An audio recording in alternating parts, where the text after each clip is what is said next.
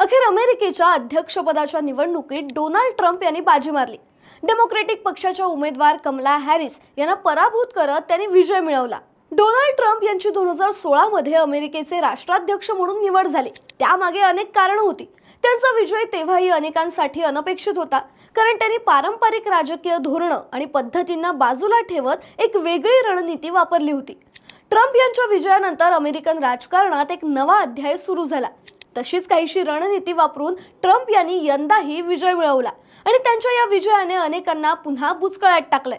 हीच रणनीती किंवा हाच पॅटर्न लोकसभा आणि हरियाणा विधानसभा निवडणुकीत पाहायला मिळाला होता आणि तोच पॅटर्न आता महाराष्ट्राच्या विधानसभा निवडणुकीत पाहायला मिळेल। पण हा पॅटर्न नेमका कोणता आणि काय, जाणून घेऊया या व्हिडिओच्या माध्यमातून। नमस्कार, तुम्ही पाहताय राजकीय विश्वातील घडामोडी जाणून घेण्याची तुमच्या हक्काची जागा म्हणजे आपलं गाजावाजा। तर बहुतांश सर्वेक्षणांनी आणि राजकीय पंडितांनी डेमोक्रेटिक पक्षाच्या उमेदवार कमला हॅरिस निवडून येतील असं पैजेवर सांगितलं होतं, पण मतदारांनी अत्यंत धक्कादायक निकाल लावून त्यांची पार निराशा केली। आता भारताच्या संदर्भात सांगायचं झालं तर गेल्या 6 महिन्यांच्या आत राजकीय पंडित आणि सर्वेक्षण आणि मतचाचण्या यांना हुलकावणी देण्यात आल्याची ही तिसरी घटना पाहायला मिळाली। सर्वप्रथम लोकसभा निवडणुकीत या अनपेक्षिततेचा प्रत्यय आला होता। केंद्रातील सत्ताधारी भारतीय जनता पक्षाला सहज बहुमत मिळेल असं बहुतेक मतचाचण्यांनी भविष्य वर्तवलं होतं। निवडणुकीचं वार्तांकन करणारे पत्रकार आणि राजकीय निरीक्षक सुद्धा त्याला दुजोरा देत होते, पण प्रत्यक्षात त्यांना अपेक्षित होतं तेवढं मताधिक्य सरकारला मिळालं नाही आणि काही जागांचं नुकसान सहन करावं लागलं। त्यानंतर हरियाणा विधानसभेच्या निवडणुकीत त्याचाच प्रत्यय आला। त्यावेळी काँग्रेससाठी ही निवडणूक अगदी हाताचा मळ आहे आणि काँग्रेस जिंकल्याच जमा आहे असं वातावरण माध्यमांमध्ये तयार झालं होतं। काँग्रेस नेत्यांनी तर सत्ता हातात आल्यासारखं वर्तन सुरू केलं होतं। निवडणुकीच्या निकालाने मात्र त्यांच्या अपेक्षांवर पाणी फिरलं। चुरशीची लढत तर सोडा, पण अगदीच एकतर्फी सामना होऊन भाजपने तिसऱ्यांदा सत्ता हस्तगत केली। निवडणुकीत अनपेक्षित निकाल का लागतात याला अनेक कारणं असतात।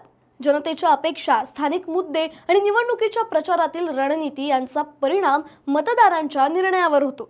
स्थानिक मुद्द्यांचा प्रभाव, तसाच प्रचार मोहिमांचा प्रभाव, विरोधकांतील फूट आणि बदलत्या आघाड्या हे काही प्रमुख कारण आहेत।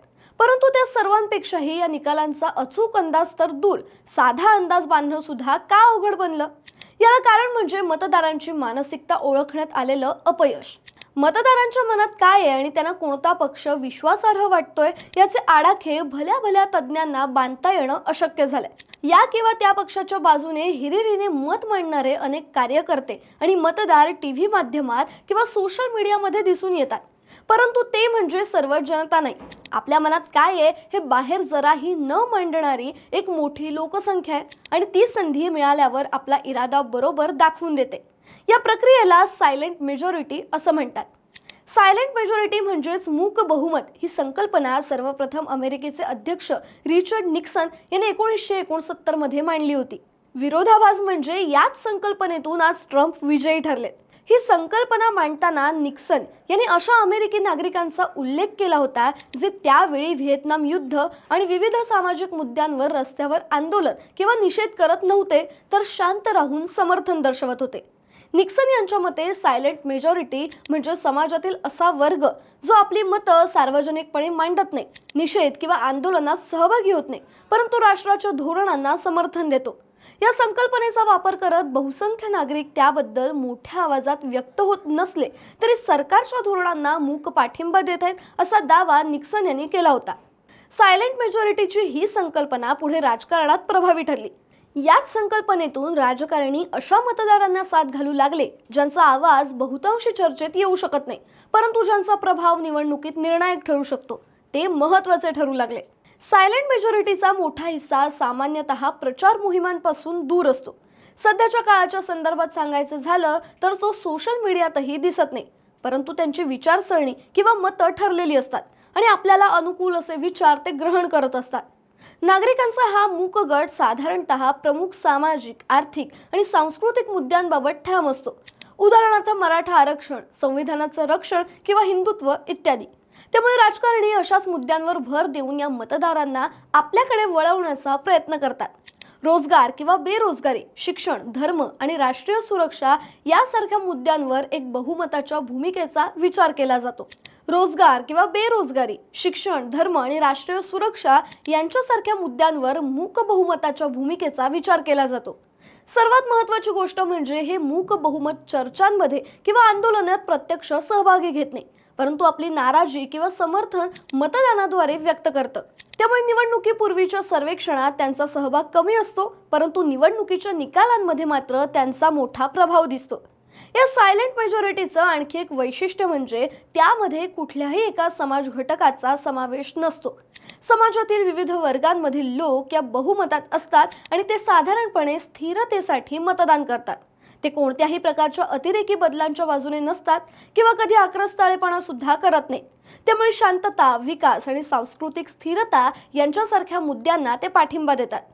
थोडक्यात हे मूक बहुमत म्हणजे निवडणुकीतील अज्ञात मतदार असतात. त्यांच्या प्रतिक्रियेचा अंदाज घेणं कठीण असतं.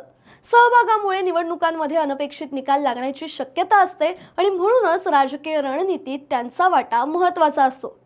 याच सायलेंट मेजॉरिटीच्या जोरावर डोनाल्ड ट्रम्प पुन्हा निवडून आलेत. खरं तर 2020 मध्ये जेव्हा ते अध्यक्षपदाची पुन्हा निवडणूक लढवत होते तेव्हाही त्यांनी याच वाक्प्रचाराचा उपयोग केला होता. जॉर्ज फ्लॉयड या कृष्णवर्णीय तरुणाच्या मृत्यूवरून तेव्हा मोठ्या प्रमाणात निदर्शनं सुरू झाली होती. लिबरल विचाराच्या लोकांनी ट्रम्प आता सत्तेतून जाणार असा धोशा लावला होता. त्यावेळी सायलेंट मेजॉरिटी माझ्या बाजूने असं ट्रम्प म्हणाले होते. त्यांचा तो विश्वास त्यावेळी फळाला आला नाही, मात्र 2024 मध्ये तो आला. हरियाणातही तेच घडलं होतं. जाट मतं एक गठ्ठा काँग्रेसला मिळतील असं सर्व राजकीय निरीक्षकांचं आणि माध्यमांचं एकमत झालं होतं. विविध शेतकरी नेते आणि जाट नेते कॅमेरासमोर येऊन तसाच दावा सुद्धा करत होते. त्यामुळे जाट नसलेल्या बहुसंख्य लोकांकडे कोणाचंही लक्ष नव्हतं. त्यांना काय म्हणायचंय किंवा त्यांचा कौल कुणाला आहे याची दाद घ्यायची तसदी कोणी घेतली नाही. त्याचा परिणाम असा झाला की ही मतं एकवटली आणि निवडणुकीत त्यांनी त्यांचा अनपेक्षित कौल दिला. हा निकाल एवढा अनपेक्षित होता की भाजप नेत्यांनाही चकित व्हावं लागलं होतं.